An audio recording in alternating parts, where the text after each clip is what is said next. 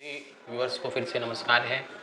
और आज फिर एक उपाय, एक टोटका या एक साधना आपको बता रहा हूँ जो दीपावली में करने के लिए बहुत ही उत्तम और बहुत ही सर्वोत्तम उपाय है। सबसे पहले मैं आप सभी को धन्यवाद करता हूँ कि आप मेरी वीडियो को पसंद करते हैं, उनको लाइक करते हैं, उनको देखते हैं। उसके लिए आपको बहुत बहुत धन्यवाद है। और ऐसा ही सहयोग मैं सदैव आप लोगों से चाहूँगा कि आप सदैव हमें ऐसा ही सहयोग करते रहें, जिससे मैं और भी वीडियो बनाने के लिए इच्छुक हूँ और आप लोगों को मेरे द्वारा जो भी उपाय बताए जाएं उससे आपको लाभ हो, ऐसी भी कामना मैं ईश्वर से करता हूँ। दीपावली जो है ये पंचरात्रि साधना कही गई है। पंचरात्रि का मतलब होता है धन त्रयोदशी से भ्रात द्वितीया, जिसको हम लोग भाई दूज भी बोलते हैं, इसको पंचरात्रि बोलते हैं। इस पंचरात्रि में भगवती महालक्ष्मी की साधना, श्री कुबेर जी की साधना बहुत ही उत्तम और सर्वोत्तम उपाय होता है। इस समय में अगर हम लोग कुछ भी उपाय करते हैं, कहते हैं इस पंचरात्रि में अगर आप छोटे से छोटा टोटका भी करते हैं, कुछ भी उपाय करते हैं, तो उससे आपको निश्चित रूप से कुछ ना कुछ तो लाभ होता ही है।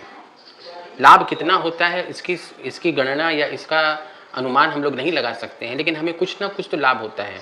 कारण क्या है कि कोई भी पूजा पाठ, कोई भी उपाय करने से, कुछ भी उपाय साधना करने से उसका फल हमें मिलता है, ये निश्चित है। आप चाहे अल्प करो चाहे कल्प करो, लेकिन उसका लाभ हमें मिलता है, ये निश्चित है। बस निर्भर करता है कि आप उस पर कितनी अपनी आस्था रखते हैं, कितना विश्वास रखते हैं और कितनी लगन श्रद्धा से आप उस उपाय को करते हैं। परंतु ये तथ्य होना चाहिए कि वो सही है और उसको करने से हमें लाभ मिलेगा।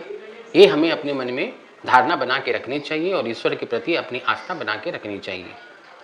क्योंकि छोटे छोटे जो उपाय हैं वो उपाय किसी न किसी रूप में फलीभूत होंगे, ऐसा निश्चित ही है। क्योंकि कहते हैं ना कि आपने कब दान किया और कब वो काम आया कोई नहीं जानता। वैसे छोटे छोटे उपाय हैं, कुछ समय, छोटे छोटे समय, कुछ अल्प समय के लिए जिसको आप करें और कुछ दिनों के लिए करें तो आपको निश्चित रूप से उसका लाभ होगा। आज की वीडियो में मैं आपको एक मंत्र बता रहा हूँ। वो मंत्र अगर आप धन त्रयोदशी से भ्रात द्वितीया यानी कि भाई दूज तक अगर आप करते हैं तो इसका आपको निश्चित रूप से बहुत ही लाभ और बहुत ही उत्तम, इसका सर्वोत्तम आपको मिलेगा। क्योंकि ये मंत्र में एक गजब की शक्ति है। ये मंत्र स्वयं में सिद्ध है, स्वयं में सिद्ध तो है ही है, और ये श्राप रहित भी मंत्र है। जैसे कहते हैं ना, बहुत सारे मंत्रों को ऋषियों का, देवताओं का श्राप मिला हुआ है, लेकिन इस मंत्र को कोई भी श्राप नहीं मिला हुआ है। और इस मंत्र को अगर आप करते हैं तो इसका बहुत ही लाभ है। बहुत ही छोटा मंत्र है, ये बीजाक्षर मंत्र है। और अगर आप इसको करते हैं तो त्रिदेवी, भगवती महालक्ष्मी, महाकाली, महासरस्वती, भगवती भुवनेश्वरी, ललिता अम्बा भगवती की कृपा निश्चित रूप से आपको प्राप्त होगी। और इस मंत्र के अंदर में इतनी गजब की आकर्षण शक्ति है, इतनी इसमें चुंबक के तत्व है। इस मंत्र को कुछ दिन, मात्र 5 दिन करने से आपको अनुभूत होने लगेगा कि आपने कुछ ऐसी साधना शुरू कर दी है जिससे आपको अपने आप ही लाभ होने लगा है। लेकिन ये सोच करके नहीं कि हमें लाभ होगा, इसलिए करें कि हम इसको करने से हमारे अंदर की नकारात्मक ऊर्जा, नकारात्मक शक्ति बाहर जाए, हमारे घर के अंदर से नकारात्मक शक्ति, नकारात्मक ऊर्जा बाहर जाए, और हमें ईश्वर के प्रति हमारी एक जो लगन है, एक जो साधना है, उसको करने से ईश्वर के प्रति हमारा संपर्क और बढ़े। ऐसा सोच करके इस उपाय को करें। ये नहीं कि आप इसको किसी मतलब से करें। जो आपके भाग्य में लिखा है वो आपको मिलेगा, लेकिन भगवती के इस साधना से आपको वो अवरोध दूर हो जाएंगे। क्योंकि अगर रास्ता ही है और उसमें अगर कोई अवरोध है, वो दूर हो जाए, यही बहुत बड़ी बात है। क्योंकि जीवन के अंदर में हमें सुख, स्वास्थ्य, संतान, पुत्र, पौत्र और बहुत सारी चीज़ों की, बहुत सारी भौतिक चीज़ों की कामना होती है। लेकिन ये कामना कब कैसे पूरी होगी वो हम नहीं जानते। उसमें जो अवरोध होता है वो अवरोध ही दूर हो जाए तो समझ लीजिए आपने सब कुछ पा लिया। तो अब आते हैं इस बात पर कि मंत्र की पूजा कैसे करनी है। धन त्रयोदशी को सुबह 10 बजे से लेकर के रात्रि तक जब आपको समय मिले, इस पूरे समय में जब भी आपको समय मिले, पसारी की दुकान में या पूजा की दुकान में आपको मिलता है भोजपत्र।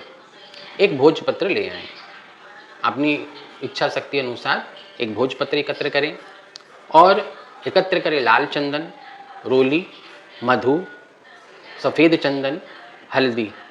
फिर से बोल रहा हूँ, रोली, सिंदूर, मधु, लाल चंदन, सफ़ेद चंदन, ये 5 द्रव्य को एकत्र करें। और अगर उपलब्ध हो तो अनार के पेड़ की लकड़ी, नहीं मिले तो मोरपंख, नहीं मिले तो चांदी की कोई पतली सी तार, या आप अपने घर में, आपके घर में तुलसी जी की लकड़ी होगी सूखी हुई, उसको भी आप इस्तेमाल कर सकते हैं।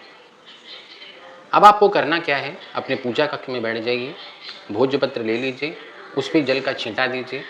जल का छींटा देने के बाद अपने गणेश जी को, अपने गुरुदेव को, अपने कुल देवता को, अपने पितरों को, सभी को ध्यान करें कि मैं जो ये साधना करने जा रहा हूँ इससे मुझे लाभ हो, और इससे हमारे जो भी जीवन के अवरोध हैं, जो भी संकट हैं वो दूर हों, और सभी देवताओं की, भगवती की कृपा हम पर बने। इसके लिए मैं उपाय कर रहा हूँ। इससे आपको ये मंत्र अपने भोजपत्र पे लिखना है। अच्छा से देख लीजिए, ये मंत्र है ह्रीम। इसको भोजपत्र पे लिख लें, इसको देख लीजिए अच्छे से। इसका मंत्र का उच्चारण होता है ह्रीम। इस मंत्र को चांदी की सलाका से, मोरपंख से, या अनार की लकड़ी से, या फिर तुलसी की लकड़ी से जो आपने भोजपत्र पर इस मंत्र को लिख लेना है। लिखने के बाद जिस एक प्लेट पे इसको रख दीजिए पूजा घर में, और उसको रोली, चंदन, पुष्प, धूप दीप दिखा करके कुछ मिष्टान का इस यंत्र को भोग लगा दीजिए, और नमस्कार करिए और प्रार्थना करिए कि हे यंत्र, हे ह्रीम मंत्र, मंत्र है ह्रीम, ह्रीम, हे मंत्र, मैं आपको इस भोजपत्र पर उल्लेख किया हूँ, और इस मंत्र को आप मुझे सिद्धि दें। इस मंत्र के द्वारा मेरे जीवन में सभी आने वाली विपदा, विघ्न, बाधा दूर हो, और सभी जीवन में जो भी मेरे भौतिक सुख है वो मुझे प्राप्त हो, और आपकी कृपा मेरे पर बनी रहे। ऐसा बोल करके भगवती का ध्यान करके पुष्प इस पे चढ़ा के पुष्पांजलि दे दें। यंत्र, इस यंत्र को जो भोजपत्र पे आपने लिखा है उसका विधिवत पूजन करें। पूजन करके, प्रार्थना करके पुष्पांजलि दे दें। अब इसके बाद आपको वहीं पर बैठ करके इस मंत्र का ओम ह्रीम नमः, इस मंत्र का 11 माला आपको जप करना है। ओम ह्रीम नमः, ऐसा 11 माला जाप धनतेरस से शुरू करेंगे। धनतेरस को करेंगे, उसके बाद छोटी दिवाली को करेंगे, दीपावली के दिन करेंगे, इस बार शुक्रवार को भी अमावस्या है उस दिन भी करेंगे, शनिवार को भी करेंगे, और रविवार को भी करेंगे। कुल मिलाकर इस बार आपको मंगलवार से लेकर के 23 तारीख से लेकर के 2 तारीख तक, आप ये 3 तारीख तक आपको ये साधना करनी है। उसके बाद ये करनी है, लेकिन जब आपने ये यंत्र को मंगलवार को बना लिया और आपने जब इसका जप कर लिया, उसके बाद इसको लेमिनेशन करवा लीजिए। इसको अच्छे से लेमिनेशन करवा लीजिए। लेमिनेशन करवा करके इसको आप प्रतिदिन पूजा इसकी, जैसा आपको बताई गई है उसी विधि से इसको प्रतिदिन पूजा करते रहें। 6 दिन तक इसकी पूजा होगी, और छठे दिन आपको इस यंत्र को पूजा घर में रख देना है। डेली आपको करना क्या है, अपनी नित्य पूजा के अंदर में प्रतिदिन एक माला ओम ह्रीम नमः, ओम ह्रीम नमः की एक माला प्रतिदिन जप करना है, और कुछ नहीं। ये यंत्र तो पूजा स्थल में, मंदिर में रह गया। अब प्रतिदिन इसकी पूजा हो ही रही, जैसे आप अन्य ठाकुरों की पूजा करते हैं और देवताओं की पूजा करते हैं, उसी तरह इस यंत्र की भी पूजा हो रही है। लेकिन आपको प्रतिदिन एक माला इस मंत्र की जप करनी है। किसी कारणवश कोई दिन नहीं कर पाते हैं तो मन में विचार ना करें, लेकिन जब आपके पास समय है और आप पूजा कर रहे हैं तो इस पूजा को, इस माला को, जप को जरूर करें। कुछ ही दिनों में आपको अपने आप महसूस होने लगेगा कि ये एक गजब की आत्मबल शक्ति आपके अंदर आ रही है, एक आकर्षण आपके अंदर आ रहा है, आपके अंदर वो सब चीज़ हासिल करने की बुद्धि, ज्ञान, शक्ति आ रही है, और आपको सदैव अपने साथ एक बल की, जो मतलब गुप्त बल जिसको बोलते हैं, जिसको हम नहीं देख पाते हैं, ऐसी शक्ति आपके साथ है जो आपको सदैव सहयोग कर रही है। तो मुझे पूर्ण विश्वास है कि इस उपाय को करने से आपको लाभ होगा, और निश्चित लाभ होगा। तो इसलिए आप इस उपाय को जरूर करें। धनतेरस से प्रारंभ करके भाई द्वितीया तक, भ्रात द्वितीया तक, भाई दूज तक इस मंत्र का प्रतिदिन 11 माला जप करिए प्रतिदिन। उसके बाद 1 माला जप करिए। आप 11 माला से ज़्यादा करना चाहते हैं, कोई दिक्कत नहीं है, आप 11 से ज़्यादा भी कर सकते हैं। कम से कम 11 तो करनी ही है। प्रतिदिन ज़्यादा करते हैं तो अति उत्तम है, जितना आप करते हैं, क्योंकि कहते हैं ना, जितना अच्छा बनाएंगे उतना अच्छा बनेगा। तो कहते हैं आपकी ही दृढ़ता और आपकी ही शक्ति आपको बल देगी। तो इसलिए इस उपाय को करें, और करने से आपको क्या लाभ होता है वो निश्चित रूप से हमें बताएं और मुझसे शेयर करें। अगर आपको कुछ इसके अंदर में असमझता हो, आप नहीं समझ पा रहे हैं, मैं ज़रूर आपका मार्गदर्शन करूँगा। इस उपाय को करने से आपको लाभ होगा, ऐसा मेरा विश्वास भी है, और मुझे पूर्ण विश्वास है कि आपको ज़रूर लाभ होगा। तो ये छोटी सी साधना है, आप इसको करिए।